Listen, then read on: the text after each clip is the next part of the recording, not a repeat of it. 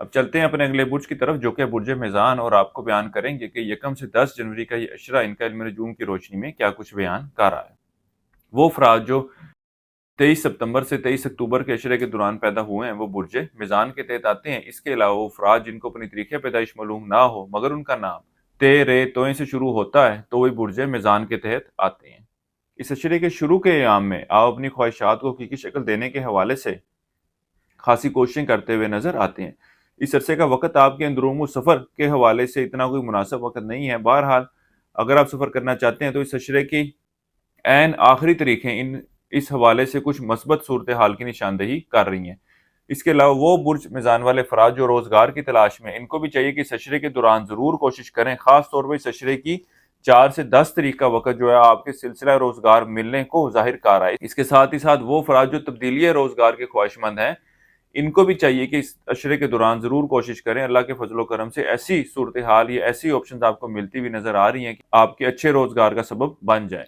اس عرصے کا وقت آپ کے گھریلو معاملات کے حوالے سے کوئی اتنی اچھی اور مثبت معاملات اور چیزوں کی طرف نشاندہی نہیں کر رہا۔ خاص طور پر اس عشرے کے آخری ایام کچھ ایسی صورتحال پیدا ہوتی ہوئی نظر آ رہی ہے آپ کے شریک حیات کی طرف سے، آپ کے لائف پارٹنر کی طرف سے، جس کی وجہ سے آپ کے آپسی تعلقات میں خرابی واقع ہوتی ہوئی نظر آ رہی ہے۔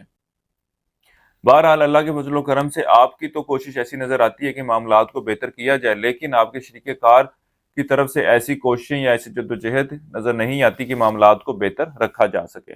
اس عشرے کے آخری ایام کاروباری افراد کے لیے بھی کچھ مشکلات کی نشاندہی کر رہے ہیں۔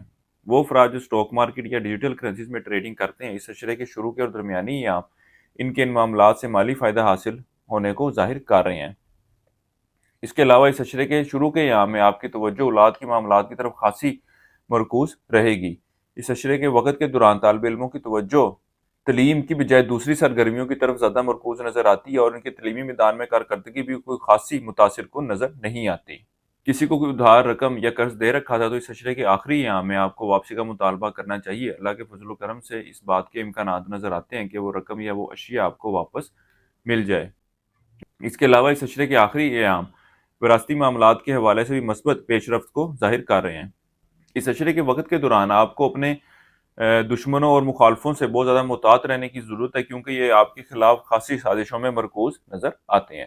وہ افراد جو ذاتی مشاورت چاہتے ہوں روحانی حوالے سے یا اسٹرولوجیکلی، وہ ہمارے اسکرین پر دیے گئے نمبر پر رابطہ کر سکتے ہیں۔ انشاءاللہ تعالیٰ ان کی معاملات کے حوالے سے بہتر رہنمائی کر دی جائے گی۔ اوورآل اس عشرے کا وقت آپ کی صحت میں بہتری کو ظاہر کر رہا ہے، خاص طور پر وہ افراد جو مستقل بیماری کا شکار ہیں، اللہ کے فضل و کرم سے ان کی بھی صحت میں بہتری آتی ہوئی نظر آتی ہے۔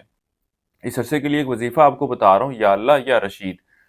ایک تسبیح آپ نے سے کرنی ہے، روزانہ فجر کی نماز کے بعد اللہ تعالیٰ سے دعا کریں کہ اللہ تعالیٰ آپ کے معاملات میں بہتری فرمائے۔ اس کے علاوہ حسب توفیق سرخ لوبیے کا صدقہ کرتے رہیں۔